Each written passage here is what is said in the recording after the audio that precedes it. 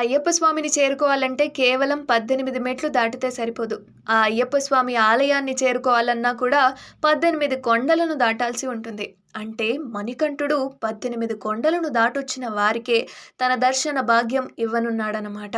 అయితే ఆ 18 కొండల పేర్లేంటో తెలుసా? మొదటి కొండ పేరు పొన్నాంబలమేడు, 2 గౌధవమల, 3 నాగమల, 4 సుందరమల, 5వ కొండ పేరు చిట్టంబలమల, 6వ కొండ పేరు దైలాదుమల, 7వ కొండ పేరు శ్రీపాదమల, 8వ కొండ పేరు కలిగమల కలిగి 8వ కొండ పేరు కలిగిమల, 9 మాతాంగమల, 10 దేవరమల, 11 నిక్కల్మల, 12 దాలప్పార్, 13 నీలమల, 15 పుత్తిశేరిమల, 16 కాలైకట్టిమల, 17 ఇంజప్పారుమల, 18 శబరిమల.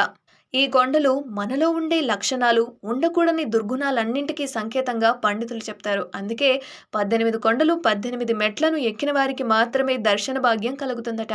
ఇంతకీ 18 మెట్లలో ఓ మెట్టుని నేను చెప్పలేదు. ఆ మెట్టేదో కామెంట్ చేయండి.